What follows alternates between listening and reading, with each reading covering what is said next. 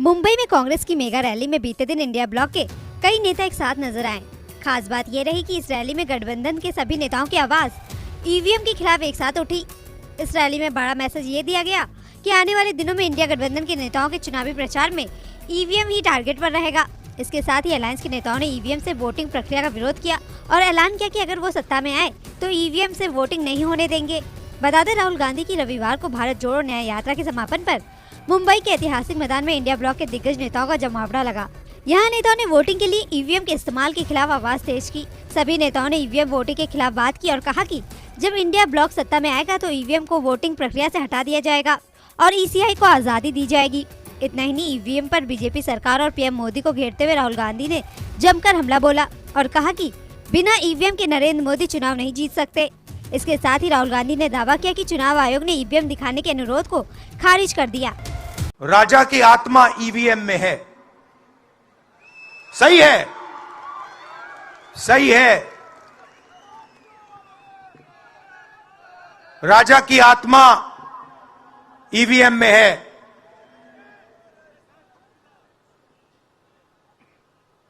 हिंदुस्तान की हर संस्था में है, ईडी में है, सीबीआई में है, इनकम टैक्स डिपार्टमेंट में है। कांग्रेस के अलावा आम आदमी पार्टी के नेता सौरभ भारद्वाज का कहना था कि देखिए, आज हम सब एक साथ हैं। यहाँ मंच पर मौजूद इन नेताओं को जेल जाने का डर नहीं है। हम जीतने के लिए, लड़ने के लिए तैयार हैं। जब इंडिया गठबंधन की बात होनी शुरू हुई तो हमारे मीडिया के लोग कहते थे कि ये लोग एक साथ नहीं आएंगे। बातचीत होती रहेगी मगर ये लोग एक साथ आ नहीं पाएंगे। आप लोग देख लीजिए और मीडिया के जो साथी कैमरा लेके बैठे हैं वो भी देख लें, सारे साथ हैं। चुनाव अनाउंस हो गया, सब साथ हैं। अब सोचे कि इन सब लोगों में क्या वो बात है कि ये साथ हैं और आज इस मंच पे हैं। एक ही बात है, ये जेल जाने से डरते नहीं हैं। ये जेल जाने के लिए तैयार हैं। और ये जो सामने लोग खड़े हैं, मैं उन लोगों को बताना चाहता हूं, जीतने के लिए लड़ना पड़ेगा। लड़ने के लिए तैयार हैं?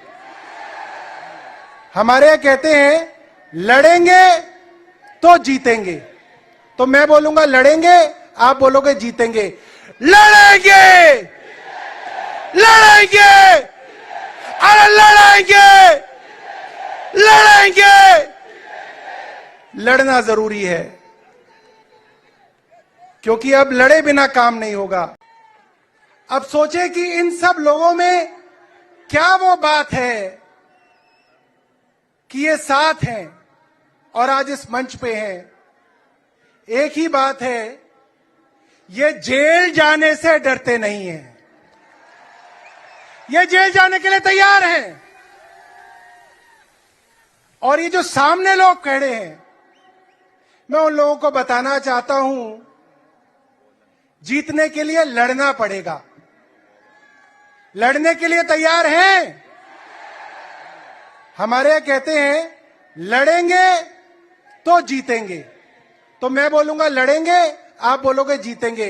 लड़ेंगे, लड़ेंगे, अरे लड़ेंगे, लड़ेंगे। लड़ना जरूरी है क्योंकि अब लड़े बिना काम नहीं होगा। फारूक अब्दुल्ला जी ने कहा, जैसे राजा की जान तोते में थी, वैसे हमारे राजा की जान ईवीएम में है। तो ईवीएम को हराने के लिए क्या करना पड़ेगा? तो ईवीएम का खेल होता है 5% का, 10% का। इसको सेट किया जाता है कि 10% वोट बढ़ा देगी ईवीएम, 7% वोट बढ़ा देगी ईवीएम।